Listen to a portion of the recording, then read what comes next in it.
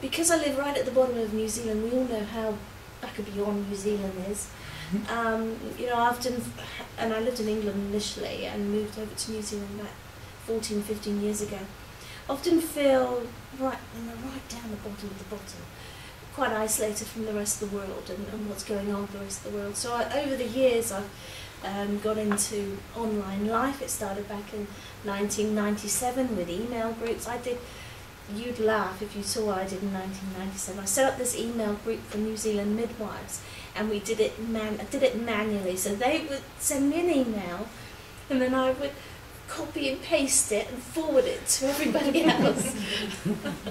So and so increasingly, and then in 2001, 2002, I paid a man huge amounts of money to set up a website, because I like the idea of connecting with people. I like the idea of telling people what I was doing and sharing my stuff with people, particularly midwives who were working in rural, remote areas, who weren't able to just pop into their local university and get the latest journal or whatever, and find out what the latest practice was or what the latest news was. So, but that website, I paid huge amounts of money, and I could only update it once a year. And so that was a bit tricky. And then in this was, would have been 2001, 2002, 2003. There was also the social element. I wanted to put up my latest photos of the family so people back in England could see what we were up to. And then in 2002 I met a chap called Lee Blackall, and he is on Twitter, and you just Google him, Lee Blackall, you'll find him, especially for those of you who are in education. And he introduced me to the whole blogging, social media thing, and he's a very interesting chap to follow. So particularly if you're interested in the education side of things. Now, I am mindful of the fact that there are people here. I mean, I have, come from an education point of view. I'm mindful that people here are using social media for business and marketing and stuff. So try not to forget you in this conversation. So I use social media for. I'm not practicing at the moment, but the social media is very much being explored by midwives of how to connect with pregnant women, how to sell their services to pregnant. Of course, New Zealand context is a bit different from midwifery.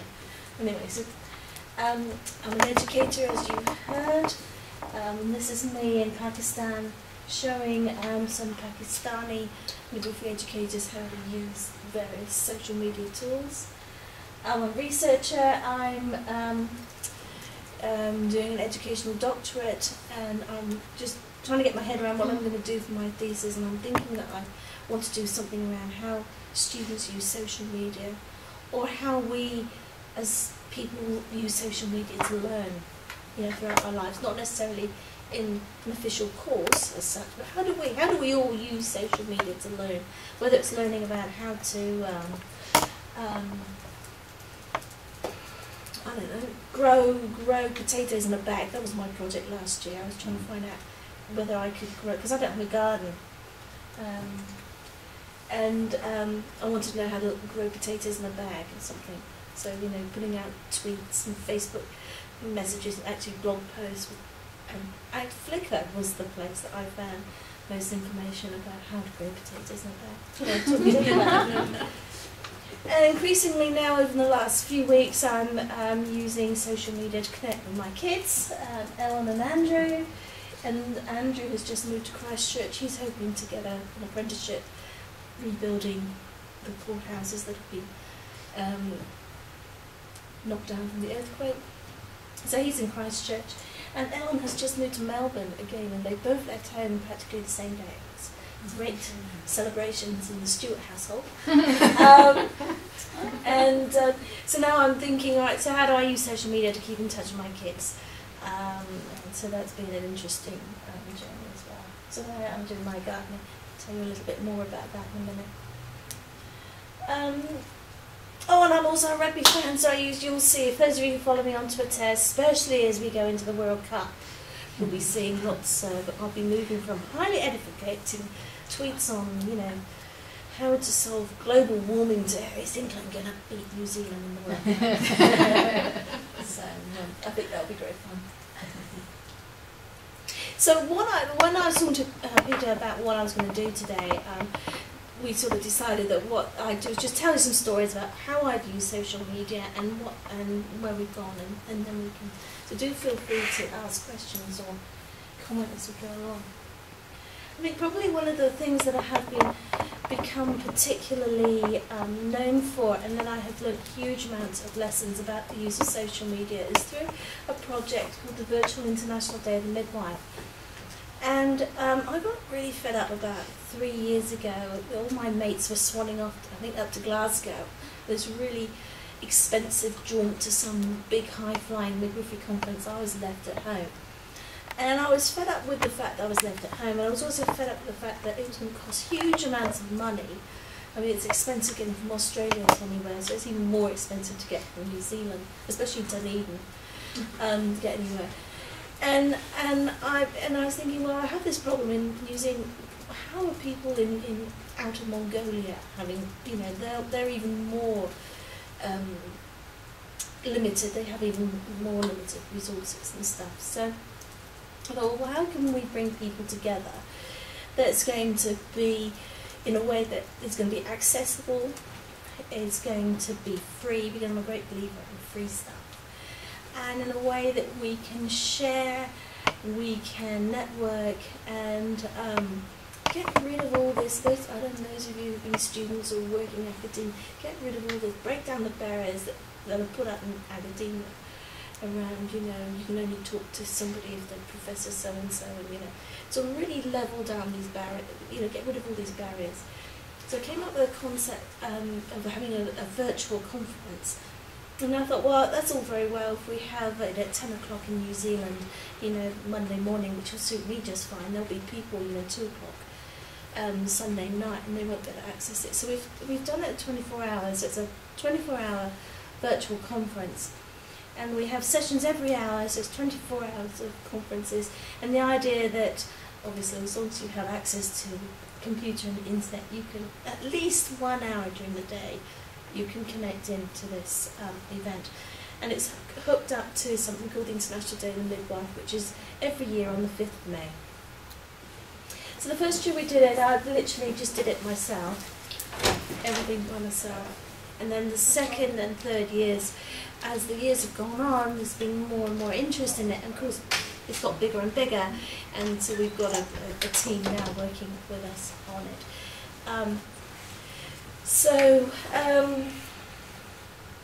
That's me in my kitchen, and I can't remember the name now of this young lady, but she was doing one of the sessions completely new to the whole internet idea thing, and she said, the only way I'm going to do it, Sarah, is if I come to your house and do it. So that's why we're doing this from our house together. So lessons I've learned from that are that before I started on this, I hated Facebook with a passion, hate it. But I found the only way I could really connect to people in this instance, midwives, was through Facebook. But they didn't seem to do the Twitter thing. And they're not terribly into blogging and stuff. But Facebook, there's a lot of people using Facebook in the childbirth arena. There's a lot of activism going on. So for whatever reason. So that was the way I found if I wanted to connect with people, I had to have a Facebook account, and I had to think about how am I going to manage this through Facebook. We also used Twitter. Wasn't terribly successful a year ago, but there are certainly more people using Twitter now, I found, in the last this May that's just gone by. And the other thing I've noticed, that big midwifery conference about what I said that was in Glasgow, it's every 3 years, and I certainly noticed this year.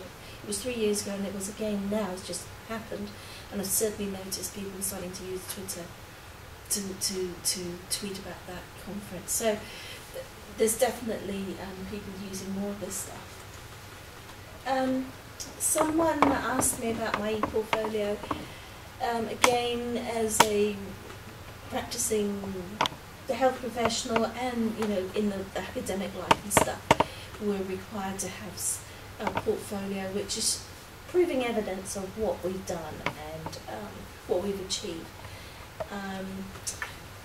So I've used that. I use Wiki for that, and I also link it in with my blog. So so I will reflect about things, or do my project management, or do my research through my blog, and that's an ongoing thing. And then I connect it into my wiki. So those, I mean, for example, you might be interested in that idea, because as a nurse you'll be expected to have a portfolio. But the problem, of course, with doing something like this in a very open space is the issues around confidentiality. So, and that's something that we're, particularly in health, we're concerned about, because of, you know, we work with clients and patients and stuff. So that always raises some interest and discussion. I've already been asked about the virtual birthing unit this evening. This was a project I was involved in a couple of years ago. Who has heard of Second Life? A couple of you haven't heard of Second Life. Second Life is a virtual world. It's how would you describe Second Life? Those of you who haven't heard of Second Life, you've seen your brother's son's boyfriend playing, you know, video games and what have you. Second Life is a virtual world like the virtual games that people play, except it's available on the internet, and it's not the shoot and kill people. So you can do, educators are very interested in Second Life, particularly in health, because it allows you to simulate stuff that you can, that's not so easy to simulate in real life. So this project set up a virtual birthing unit where students were able to look after a woman in labour, and to put it crudely, if they killed the baby, it didn't matter, because all they needed to do was just log in again and everybody was resurrected. Now that is a very crude way of explaining it, but the idea was that it's an authentic learning experience when it feels pretty real to them, because once you look at that and you think, well, that doesn't look very real, but actually when you're involved with it, you've got your headset on, you become the character very, very quickly, and it becomes very real very quickly. And they know they're not going to get shouted at by some grumpy old bag of midwife or nurse or whatever. So, and in other areas it's used very successfully. We were talking about project management, business. There are very thriving businesses in Second Life, IBM, all sorts of people use Second Life. NBC. Yeah, all sorts of firms. I mean, I don't know so much about the business aspects of it, but so if you, I've forgotten your name. Yeah, real estate. Danica. If you were wanting to write, I don't know, I'm trying to think how you would use it. But if you were wanting to sell a house, this is probably a little bit of an absurd example, but just go with me on it. If you were wanting to sell a house, and you really, and I don't know, if you had a prospective buyer who was Yes. overseas, couldn't travel to your Thank country, you, that's right. and you wanted to give them a walkthrough of a property, you could kind of build the property in Second Life, so they could, and then their character could move through it and have a look at Yes. how it might look. Yeah. Fabulous. So, I reckon it's that's what I was saying. It's a very, it is an absurd example. No, but It's yeah, not I get impossible. you. Yeah. You could just require it from your architect at the time they produce the plans. Yes. And we need a working model in Second Life. That's right. Certainly in terms of a new build, Yeah. that's Yeah, much that's more right. likely. That's right. So, and then he would charge thousands and thousands, and No, it's an architect. They hardly charge anything. but it's Second Life is also you get. I mean, I'm talking about using it for education, but it's also a platform. It's a communication platform. So there's a lot of social activity goes on in Second Life. There's conferences, there's activities, there's. You've heard of Relay. Have you heard of Relay for Life? Do they have Relay for Life here in Australia? It's an activity where people walk and make money as sponsored walk. But they do Relay for Life and Second Life and make money for cancer through that. So it's an interesting social. I think I would call it social media, but it's quite complex.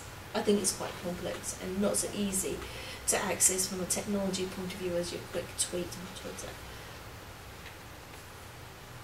Another project I've been involved in was e-mentoring, and that was working, actually lived here for 6 months a couple of years ago, and with Aged Care Queensland, and we were looking at how we could bring people together.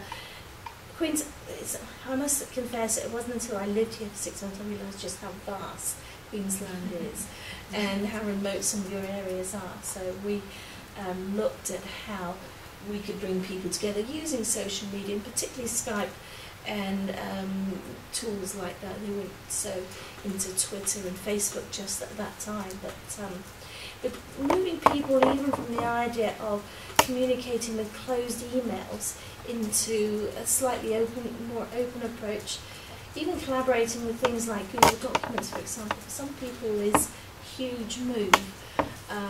So I think the lesson I learned from that is I take Twitter and Facebook and all this technology stuff, I don't think anything of it, but there's a lot of people out there that this is very new to them, and if you're going to work with social media, if you're going to use Twitter to build up your business, if you're going to, give me another example, non-education. Are you ladies working in education? No. What do you? We work for a company called Bartercard, okay. So it's business to business. Okay. Service. Right, so you're using social media to advertise and market your services, to build up a customer base, to connect with people. And what you've got to remember is that, okay, yes, we know what you're talking about, we'll follow you and like you and all the rest of it, but there's a lot of people that can barely switch on a cell phone, let alone barely switch on a computer, let alone do all this other stuff. So you guys have got to think about that when you're using. I know this is not news to you, but I think when we're immersed in this sort of stuff, we do forget what other people see technology. I also teach this course, Facilitating Online, and the reason I put that up there is because we've used a very open approach, very different to university courses that you may have taught in or been involved in as students. It's completely open, it's on a wiki, and how we run it is it's a course. You have paid students just like you do normally. But if you were, for example, your name is again? Nicola, if you thought, oh, this looked like a pretty interesting course, I'm quite interested in this, you could actually join the course completely for free, follow along. It's all the content, everything is completely open. And then you might at the end of the course think, gosh, that was so good, I actually want to do the assessment and I actually want to get the credit for it. And then you'd say to me, look, I want to become an enrolled student, I'll pay you my money, we'll do the assessment and you give me the credit for it. So this is a model that is becoming, that people are starting to really look at in education, that they put the course out there, you try it, you taste it, if you think that this is cool, I'm going to do it, then you enroll and so on. Not sure how it would work with courses like, for example, nursing, because there were such strict statutory requirements around it. But say if you were doing a course on project management and you were thinking, right, I want to attract people from all over the place, I want to grow my student base, I want to get some more money in, then this is one way of doing it. So what people say, well, if you put that course out, but those horrible people from Bond University could nick your content. The reality is there's no such thing. Knowledge is knowledge. Nobody owns knowledge. And what students are actually paying for is the facilitation, the teacher, so none of this knowledge is new. But if you become a paid student, you're paying for the privilege and joy of working with me and, that sort of interaction. So that's a model that, and we're using Twitter and Facebook to market it and to interact with it. We use YouTube a lot for showing people how to instructions and how the course works and all that sort of thing. And then my teaching course, I think we'll skip that one. And then my very latest project, a couple of projects, are using wikis for bringing people together to collaborate and share resources with each other. Let's skip over that. Timing. So some of you are new to social media, and some of you have been using it for donkey's years, so forgive me if I'm repeating stuff that you already know. But for me, these are the essential tools for me personally. When I got introduced to social media back in 2007, I tried everything. I had every account for every tool under the sun. And but what I found over the years, and this is what people say to me, it's too confusing, there's too much out there, I don't know what to use, and I don't know what's the right thing for me. What I found is I went like this to this, and now I, on the whole, just use a very small number of tools. My blog, personally, I feel that my blog is my absolute centre of what I do, and I wouldn't be without my blog. My blog I use to connect with people, and have much deeper conversations with people than I can have on Twitter. So it's sort of like I'm thinking out loud. So sometimes all I use it for is just putting my thoughts down and processing my thoughts. Sometimes I have a really genuine question I want to ask people. So going back to the gardening, I was exploring the gardening options, and so just, what do you lot think about growing potatoes in bags? And it's amazing the number of comments I had back. So obviously gardening is something that people are really interested in. What else do I use it for? If I'm doing some research, I might even just use it to regroup disciplines to my research, or just let people know what I'm doing, so it's a record of how I work and what I do as I go along.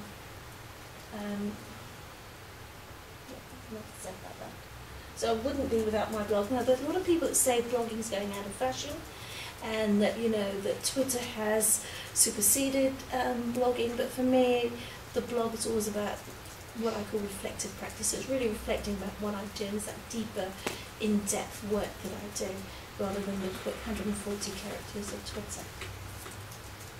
Twitter, I wouldn't be without Twitter now. It really, to me, Twitter is absolutely essential networking tool. So if you want to network with people, if you want to make opportunities happen, if you want to make the most of opportunities that are offered to you, I don't think you can be without Twitter. I'll come back with some thoughts about that in a minute. Facebook, you heard me say I hated Facebook, and I probably still do, but I've been pushed into that position where if I want to network with people, I want to get to people, then I have to use it. So that's the International Day of the Midwife page.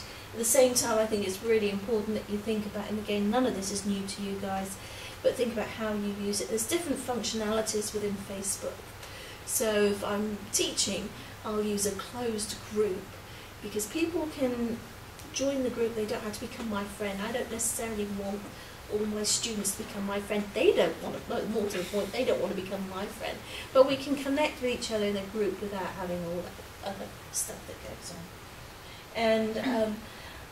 And Facebook is the tool that I communicate with my kids now, because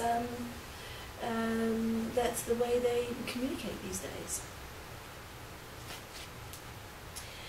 How many of you heard of SlideShare?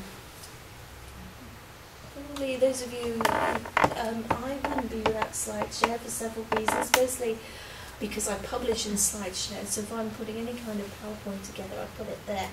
But it's also an amazing place to find information. So again, I'm just thinking about those of you who aren't in education, how you would use it. I can't off the top of my head.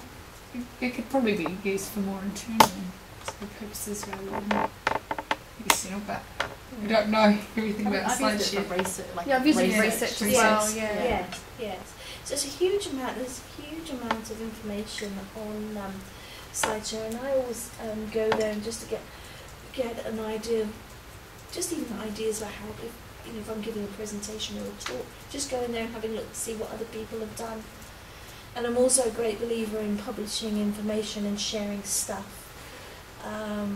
Why keep stuff to myself? So if I publish stuff on SlideShare, for example, I get contacted by people all over the world asking me, I've seen your presentation on how to catch a baby, can I use it in this course I'm teaching, or whatever. And for those of us who work in academia, we know that we're forever trying to gather brownie points, so that's a good brownie point. So, but I'm also thinking about my colleagues in developing countries. Whilst they don't have the flash computers we've got, or the flash internet access, they do have access to the internet. So if by publishing my SlideShare on how to catch a baby somehow helps them in some way, then I feel like I'm doing some sort of service to the profession. And I'll give you an example. Back 2 or 3 years ago, when there was the terrible earthquake in Haiti, the big school of nursing and midwifery got completely demolished, and a lot of the lecturers were killed very sadly. And they were in a position where they needed texts and resources to get the school up and running to teach their students. And there were people going out to Haiti, particularly from the States, but they couldn't take great big textbooks on their, in their luggage. So they were desperately looking around for electronic resources that they could use. So whenever I can, I put stuff on SlideShare. So Flickr, how many of you got a Flickr account? Most of you, some of you, those of you shaking your head, have you heard of Flickr? Do you know what Flickr is? I haven't, but I don't use it. Flickr is, you know what YouTube is? YouTube is where you share your videos. Well, Flickr is like this, but where you share photos. And again, a fabulous resource. You can find photos on everything here. But not only can you put your photographs, so I use it for, if I've taken some family photos, then I just stick the photos up on Flickr, and then I send my family and the link. But you can also, so you can see photos, but you can also comment on it just the same way as you can with Facebook and YouTube. And I put these, I don't even know why I did it, but I was putting these, I guess I was just, for my own interest, tracking my adventures with my throwing stuff in bags. And I had a comment just a couple of days ago that's become a conversation with a lady who's just starting all this stuff. And she was asking how I was getting on, my experiences of growing tomatoes in bags. And we had quite a conversation around Flickr, on Flickr. And okay, there's no academic brownie points in that. I'm not going to save the world with that particular example, but I thought it's just a lovely little story about how you can connect with people. So use YouTube and Blick TV for putting resources around teaching. I'll just skip over that, you know what YouTube is. Wikispaces is any of you not know what a wiki is? You've all heard of Wikipedia. So Wikispaces is a free wiki that you can use, and I do a lot of my project work, collaborative project work in Wikispaces. There are all sorts of different web wiki programs. So Skype, I use that a lot, and I'm finding people are moving more into Skype with the webcam, and whereas say 2 or 3 years ago, only a few people were using Skype. Now it's almost everybody uses Skype now. Sorry about that. That's your half an hour. That doesn't mean I want you to stop. Oh, I'm not going to. Sorry. But what has been interesting for me, and this is purely anecdotal, I haven't read any evidence, is that us older folk, that my older friends have connected with Skype really well, but my kids have wanted a bar of Skype. They were into MSN a few years ago. And I don't know if there's any truth, those of you who know social media well, I don't know if this sort of Skype is associated with us old fogies or what, but I know someone would have done some research on it somewhere, but starting to see some movement into Skype with my family particularly. But it will be interesting to see who's who has taken over Skype now? I've lost track. Microsoft. It'll be very interesting to see what effect that has on the quality and how it's used and everything. The other thing I use a lot is Google Documents and Dropbox, and that's I don't know whether you call Google Docs social media really, but It's definitely collaborative. yeah. And we all get very carried away. We get very excited about Facebook and Twitter and all this stuff. But the good old-fashioned email group, I think, again, I don't know whether you call email groups or forums social media per se, but I still see a lot of really valuable networking going on in email groups. Where's this led me? People say to me, well, I don't understand why you spend all this time on Twitter and Facebook. It was because I don't have a life, was probably one of the reasons. But it gets me places, and I meet all sorts of people. I end up in all sorts of places, both virtually and geographically. So keeping in mind I live right at the bottom of the world, I've ended up here in Brisbane working. I've had a wonderful time ticket-touring around Queensland when I this is taken up in Dolby, I think. I've ended up in Pakistan, and this was the daughters of the midwifery educator that I was working with over there. This is something ended up in Pakistan of all places. Never would have happened if it wasn't through the connections and opportunities I've had through Twitter and Facebook and that virtual International Day of the Midwife project. They obviously weren't terribly impressed with my hairdo. And virtually I've ended up everywhere, anywhere in the world, meeting people and connecting people and doing various things. Some projects well paid, lots of fame and glory, other projects purely voluntary, purely because I enjoy connecting with people and I get great pleasure and they help me and I help them. This was taken out in Darwin, I ended up there for a month. So I just really wanted to finish with my thoughts around what makes for successful networking and connecting and learning. And this is purely from my own experience, and I'm sure you would have heard all these things. None of this will be new to you. But I think the big key is that you have to give it time. And it was interesting, oh gosh, my geriatric brain, you told me your name a million times. I'm getting it. You were saying about how you're using Twitter and Facebook for your business, the business that you're involved with, and you've been doing it for 6 months and it's taking time.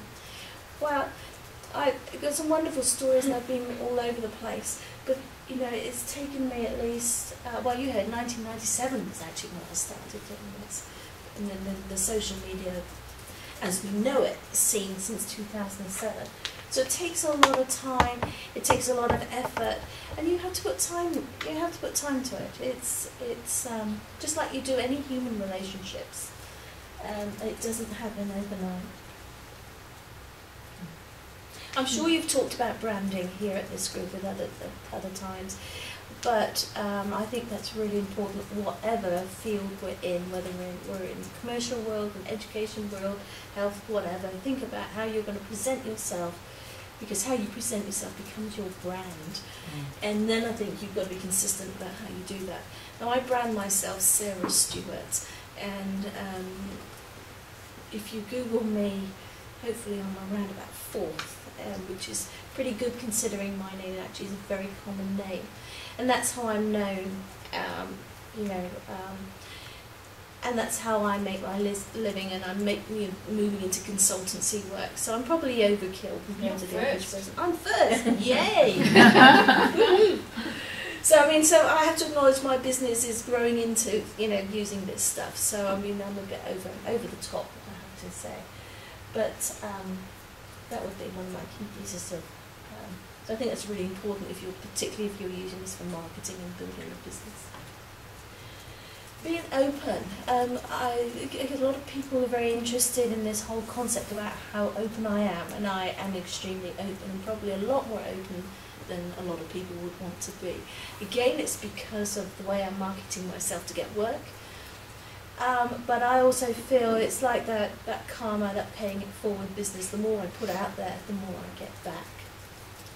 If I kept myself to myself and I didn't say anything, or anything, people don't really know who I am, and they're not able to connect with me. They might know that me as a midwife and academic, but they don't know that I'm doing my gardening. They don't know that I was over in Melbourne for the weekend, and it's those personal touches that really, I can't remember which one of it was said to me, oh, you were over in Melbourne, weren't you, eating at the delicatessen. Was that, no, that was at a meeting. I was at a meeting this morning, like this, complete strangers, and one of them came up to me, follow you on Twitter, how did you get on at the weekend at Victoria Market, the delicatessen? And immediately that gave us something to talk about. I didn't know from Adam, but gave us a connection. Yeah, so I've talked about this, it's not about what you can get out of it, it's what you give to it, to the I don't know what you call this app here. Universe, that's right, yes.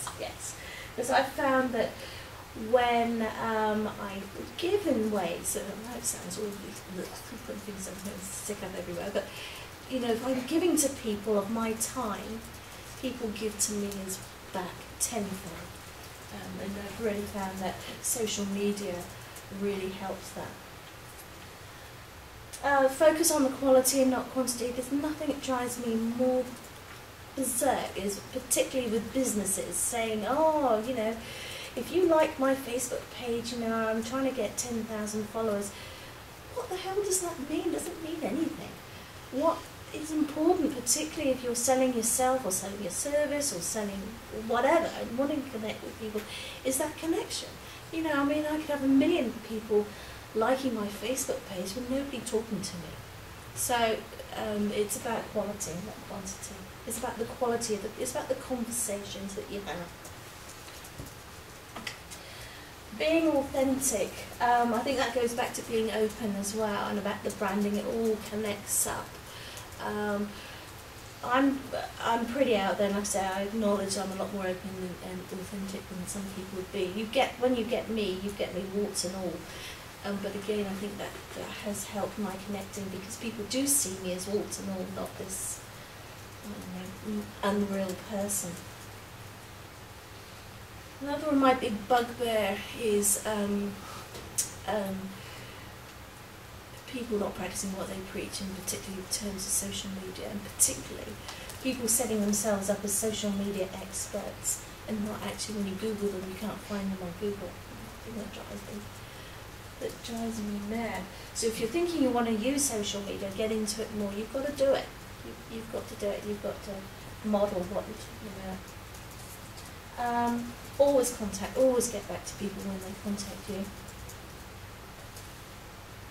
Whether it's just a silly little inquiry or whatever. And then just a couple of practical tips, which I know you probably know, so probably skip those. But if you're going to keep a blog, try and aim to have 2 or 3 posts a week if you can. I'm way behind that at the moment because I've been so busy. And then with your Twitter, I've said at least a couple of comments per day. I'd be interested to hear what the rest of you say. Because you're not going to make those connections if you're not interacting with people, and if it's just 1 tweet a week and 1 blog post a month, you're not going to make that, those connections. So you have to be pretty active with it.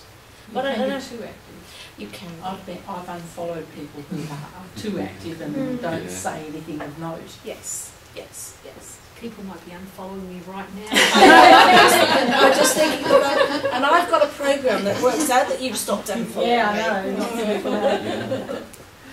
I know. Going back to the free stuff, and if you're putting stuff out there for people to see and then make sure you're happy for people to use your stuff, like your images, for example, on Flickr. Make sure you've licensed it in a way so that people can use it if you want them to use it. Oh, that's it. Right. How am I doing for time? So that's just my story. There's a few thoughts I've had. Sorry, it's been all so much about me. No, I'm not. And I'd be delighted to hear if you've got any comments or questions or feedback.